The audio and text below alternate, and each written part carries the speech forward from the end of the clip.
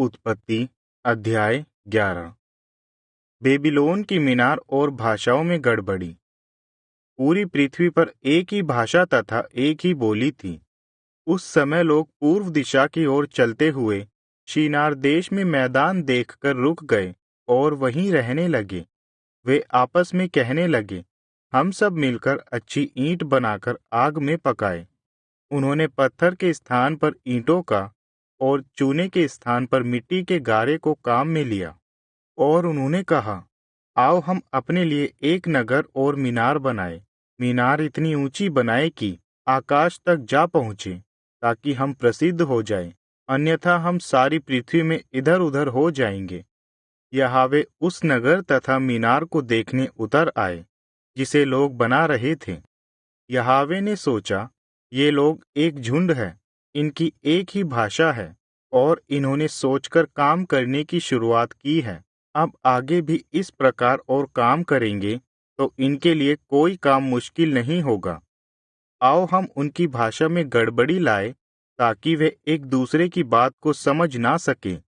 इस प्रकार यहोवा ने उन्हें अलग कर दिया और वे पृथ्वी पर अलग अलग जगह पर चले गए और नगर व मीनार का काम रुक गया। इसी कारण इस स्थान का नाम बाबेल पड़ा, क्योंकि यहीं यहोवा ने भाषा में गड़बड़ी डाली थी तथा यहीं से यहोवा ने उन्हें पूरी पृथ्वी पर फैला दिया। शेम के वंशज। शेम के वंश का विवरण यह है। जल प्रलय के 2 साल बाद अरफाक्साद का जन्म हुआ। तब शेम 100 साल के थे। अरफाक्साद के जन्म के बाद शेम 500 वर्ष और जीवित रहे। इनके अतिरिक्त उनके और पुत्र पुत्रियां पैदा हुई। जब अरफाक्साद 35 साल के हुए, तब शेला का जन्म हुआ।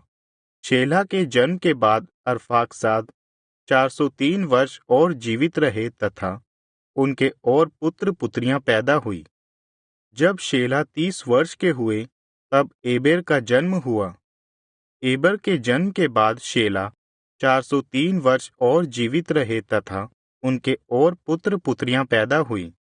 जब एबर 34 वर्ष के हुए, तब पेलेग का जन्म हुआ। पेलेग के जन्म के बाद एबर 430 वर्ष और जीवित रहे तथा उनके और पुत्र पुत्रियां पैदा हुई।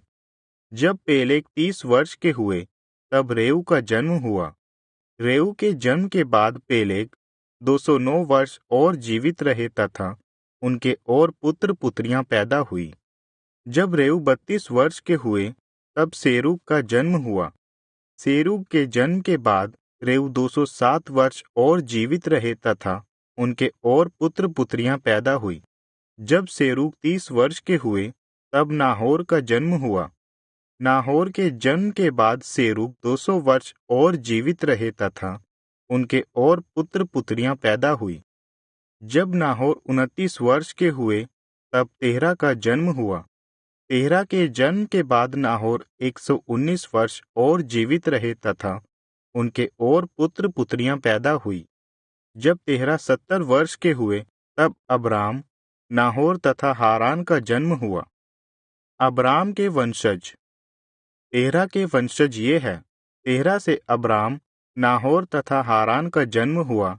हारान ने लोत को जन्म दिया।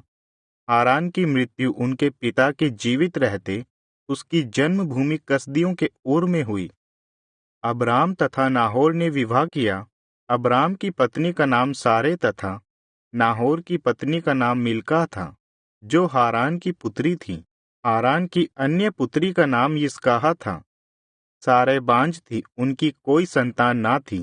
तेरह ने अपने पुत्र अब्राम तथा अपने पोते लोत को, जो हारान का पुत्र था, तथा अब्राम की पत्नी सराय को अपने साथ लिया और वे सब कसदियों के उर से हारान नामक जगह पहुंचे और वहीं रहने लगे।